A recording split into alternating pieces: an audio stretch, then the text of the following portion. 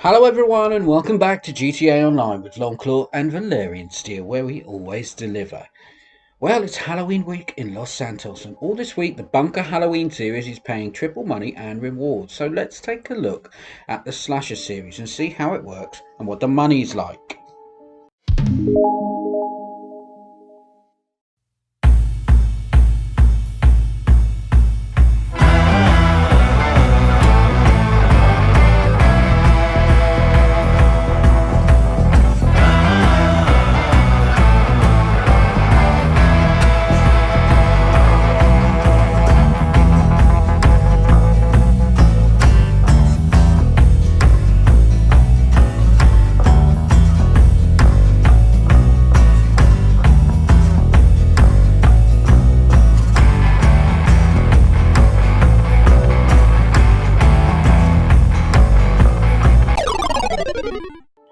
So what are we doing here? Well, essentially this series has you wandering around in the pitch dark with nothing but a flashlight, and there's another player, the slasher, who's trying to kill you with either a knife or a shotgun. And there are other players in your hunted team which are also trying to avoid the slasher too, and you try to avoid them for as long as possible, and eventually you're given the chance to try to team up and take out the slasher. Now this is a really creepy series. It's like being in an 80s horror movie. The tension is real. It takes me a while to get the hang of it, and I'm kind of moving around in the dark, flashing my light on and off so I can see where I'm going, but of course that lights me up like a Christmas tree, so I try to stay put and hide. It's one of those series where if you're not into PvP and you're more of a grinder, you're not really going to have the skills to take out everybody, especially with just a flashlight. So I'm kind of staying put, and other members in my team are doing most of the work for me. Eventually someone hits the slasher and takes them out, and this happens round by round, and slowly but surely you get the better of the slasher, and depending on the skill level of the slasher, you can take them out by hitting them over the head with your flashlight. And this happens a few times, and gradually my team end up winning the rounds bit by bit. Now remember, this is double money, so the payouts are not that bad at all. I seem to get around 6k each time my team wins a round, and you can set the number of rounds in the loading screen, so do as many as you want. The rounds end very quickly, especially if the slasher, who is usually the host, has given himself a shotgun. They can easily take out most of the people.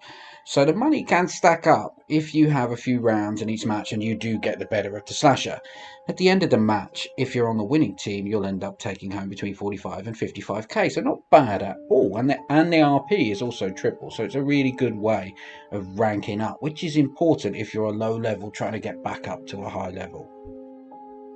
You can play the Slasher series in a number of different locations, and eventually we move on to the Missile Base series, and you have a chance to set your team's masks up in the ready up screen. This is fun. You can choose from lots of different gruesome looking faces, and some of these locations are harder than others. I mean, if you're familiar with the Missile Base, you will know that there are 3 floors and lots of little rooms, so it's not easy to track everyone down and kill them if you're the slasher, so that works as to an advantage if you're in the hunted team.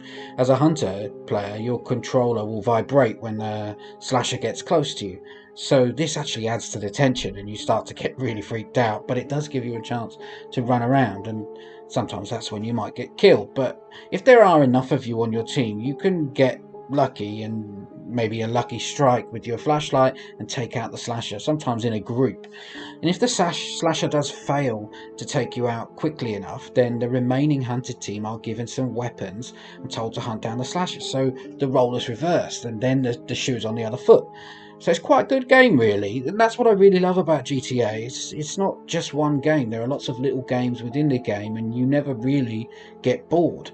I'm not really a huge fan of the adversary modes because, quite frankly, I'm no good at PvP, but occasionally, and usually when they're double or triple money and rewards, I will get involved. The Bunker series seems to be easier, partly because there's a lot of hiding space, but also because for some reason you can see a little bit better in the dark, so it's easier to avoid using your flashlight. Still though, if you have a sharpshooter who's an expert at PvP, as the slasher, it's only a matter of time before they destroy you. Definitely a process that works for me is hiding out and then rushing up on the slasher when they're not expecting it. But that is all I have time for, and thank you for watching and supporting the channel. Hope you have a chance to play this slasher version. Take care, stay safe, and I'll see you soon.